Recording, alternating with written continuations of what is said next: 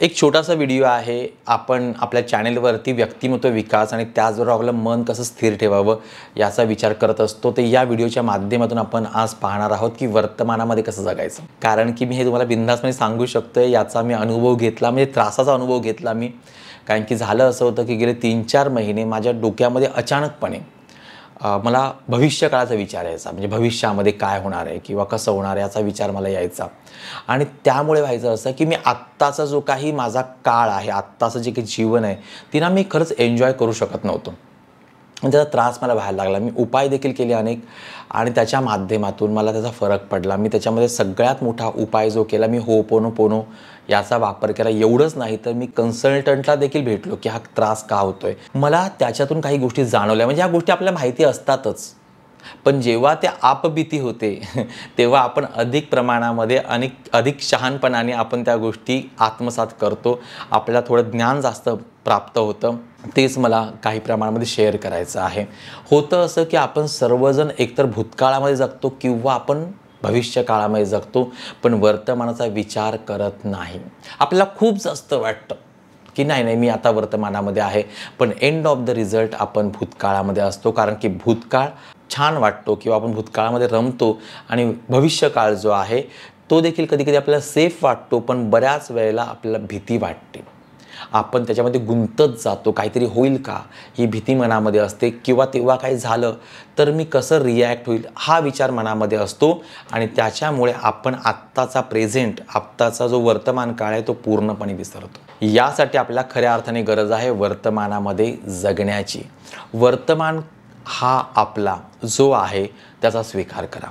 त्याचबरोबर तुम्ही जे काही काम करत आहात त्या कामामध्ये पूर्ण फोकस राहा.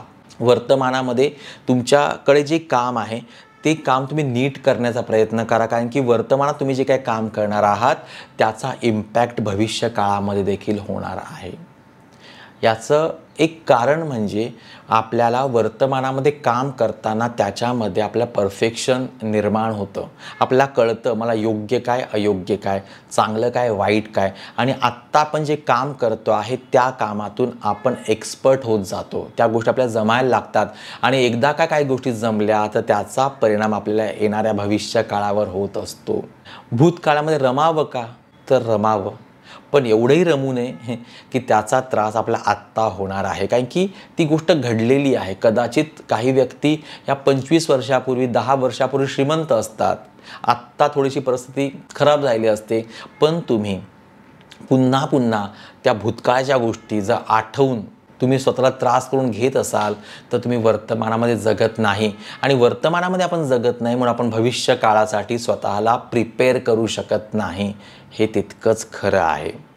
म्हणून तुम्ही लॉ ऑफ अट्रॅक्शन, मॅनिफेस्टेशन ह्या सगळ्या गोष्टी ज्या आहेत त्या भविष्यकाळासाठी आहे ना. ह्या भविष्यकाळाच्या गोष्टींसाठी आपल्याला मेहनत करायची आहे.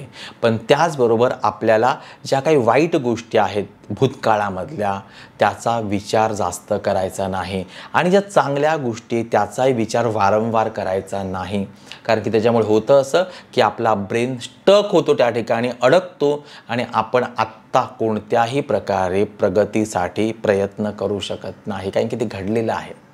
त्यामुळे मला आपल्या चॅनेलवरती आपलं व्यक्तिमत्व आणि सर्वात महत्त्वाची गोष्ट की आपलं मन, आपली बुद्धी आणि आपली मानसिकता कशा प्रकारे स्ट्रॉंग करता येईल या संबंधितले व्हिडिओ अपलोड करण्याची खूप जास्त इच्छा आहे आणि ते करायचे आहेत मला.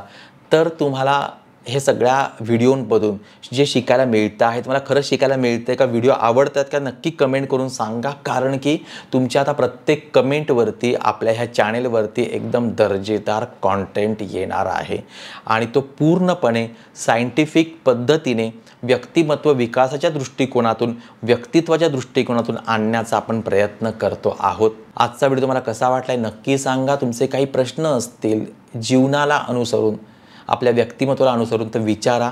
त्या सगळ्या प्रश्नांची उत्तर देण्याचा प्रयत्न मी नक्की पुढच्या व्हिडिओमध्ये करणार आहे. तोपर्यंत मला माझ्या संपूर्ण टीमला तुमच्या आशीर्वादाची, शुभेच्छांची गरज आहे. तुमच्या प्रतिसादाची गरज आहे. नक्की द्या. आपण एक चांगलं जीवन घडवण्याचा प्रयत्न 100% करणार आहोत. धन्यवाद.